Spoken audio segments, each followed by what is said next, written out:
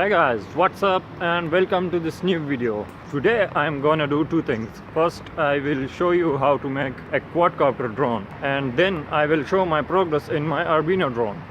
And as always guys, there is a video of my drone at the end of this video. But let's first get the things interesting and let's do some interesting things. Yeah.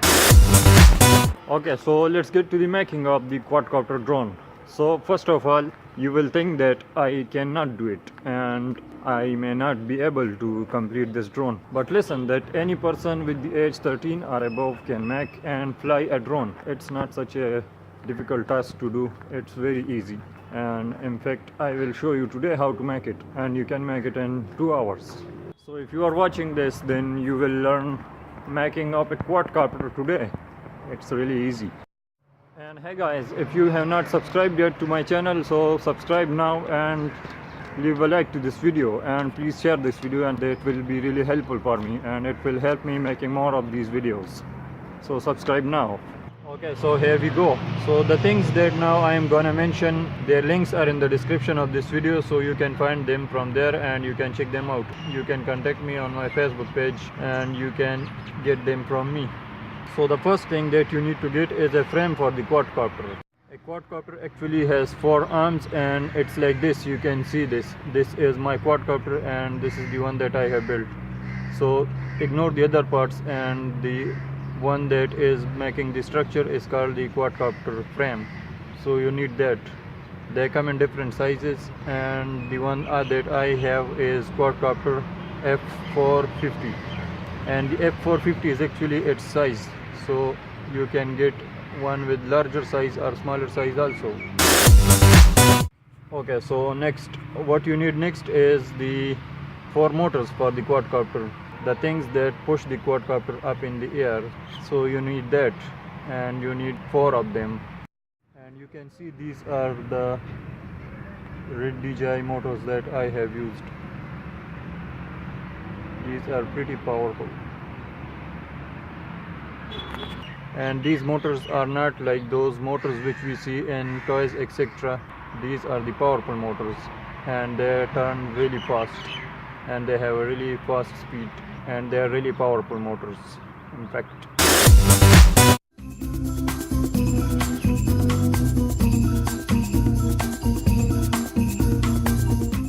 And there is a person came in here, and now I have to go from here. I can't vlog in front of him. Now there are different types of motors available in market with different speeds and different specifications. So the ones that are used by the beginners are these 920 kV DJI red motors. The 920 is actually its speed and the DJI is its brand, so you can use them, and they are most popular in the beginners. Now, during the flight, these motors do change their speed continuously to keep the quadcopter stable in the air. So what you need is, you need a speed controller for this purpose, to control the speed of the motors. Now, if you consider the knob of the fan which we turn, and the speed of the fan increases and decreases, so similar is the case here.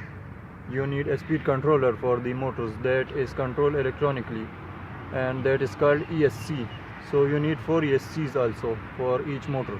ESC actually means electronic speed controller, and it's similar to the knob of the fan that we turn and change the speed of the fan. So we use ESC to change the speed of the motors. Okay guys, so far what do we have is a frame and 4 motors and ESC, but that alone are not enough. The next thing that you need is a flight controller, and it's actually called the brain of the drone or the quadcopter. It actually performs all the calculations. It keeps the quadcopter stable. It changes the speed of the motors by using the ESCs, and it gets your command and it moves the quadcopter in that way.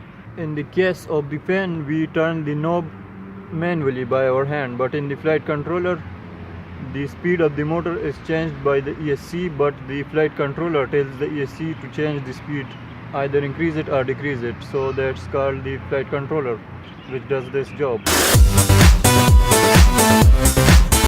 Okay, so which flight controller will you use?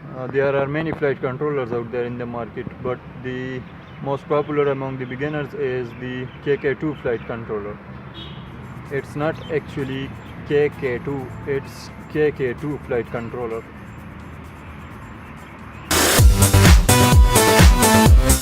Its name is actually KK2. 2 is the version while the KK is its name. Okay, the next thing that you need to give the power to the quadcopter is a battery. Now the battery that you need is not a simple battery, and in fact it's a very powerful thing, and it has got insane power in it, and it gives so much power to the motors that it lifts the quadcopter up. These batteries are called lithium polymer batteries, and they come in different sizes, and by size I mean that the amount of time that you can get to fly the drone. So the larger the size, the larger the amount of time you can fly your drone, but with the size, the mass, the weight of the battery also increases. Now, as I said earlier, the links to all these items are in the description, so you can get it from there. Now actually you will have to fly the quadcopter, so you will need something that actually give command to the flight controller. So for that you need a remote transmitter and receiver, and here it is. This is the transmitter and receiver. This is the transmitter and this is the receiver. They also come in different types, and the one that is most common, I have given a link to that. Okay guys, so one thing that I forgot to mention are these propellers. These propellers actually fit into these specific DJI motors, so they can be used with these motors. These are specified for these motors, these propellers. And in fact a battery charger also. You will have to charge your battery after you have flown the quadcopter, so you need a battery charger, and it's like this. Okay, so now what's left is to assemble these products and just go and fly it. That's remaining, and that's actually really easy and really interesting, and you will enjoy it. Okay, so for the sake of the length of this video, I will do that assembling and connecting of these devices in my next video. My next video usually comes after a day, and it can be a visual effect, it can be a gameplay, or it can be a vlog like this. So you can go to the links in the description and you can buy these items from wherever you want, or you can contact my page and you can get it from there. So that was about the items that are needed to make a quadcopter, a basic quadcopter. So now I will come to the discussion of the drone that I am making, and in this I am using Arduino as flight controller instead of KK2 that I mentioned. And in Arduino you will have to do your own programming, but if you are using the KK2 then you don't need to worry about anything, because in that everything is already set up, already made in the KK2. So you just need to connect these devices and you are ready to fly. If you are using the KK2 flight controller, you don't need to worry about any coding and programming, you just need to connect and fly. And as I said earlier, I will show you how to connect and assemble these products in my next video. So subscribe for that and you will learn how to assemble these items. Okay, now let's come to the Arduino case. So as I mentioned in the previous vlog that I got a barometer sensor, and a barometer sensor actually tells you the altitude of the quadcopter basically. So what I did is I connected it to the Arduino and I worked on it and I got the altitude, but there is a little problem. In fact, not a little. What the problem is that the altitude sensor gives the current altitude value with some delay, and that delay is 25 milliseconds. Well, that's not so much, but in quadcopter case it is pretty huge. And here it is, that altitude sensor that I have installed. It is present at here, and these wires come and join the microcontroller Arduino UNO, Arduino Nano actually. So I have done some test flights on it, but it hasn't worked well so far, and I'm hopeful that it will work in the next videos. Actually, what happens when you call for the value of the altitude to the altitude sensor? The altitude sensor tells you to wait. I am calculating it, so you will have to wait. So what I did is I don't wait, and when the value gets available, I just read that value. So that's what I have done.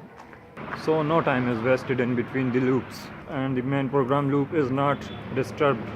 So that problem is actually solved, but still when you get the value of the altitude, it's not the current altitude value, it's actually the value of the altitude that was 25 milliseconds earlier.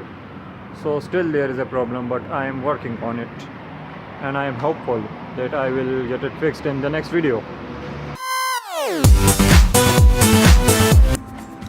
Okay guys, so that's it. That was the vlog. Stay focused, be creative, and thanks for watching. Hey, why don't you check out on my visual effects videos also? Check out my visual effects playlist.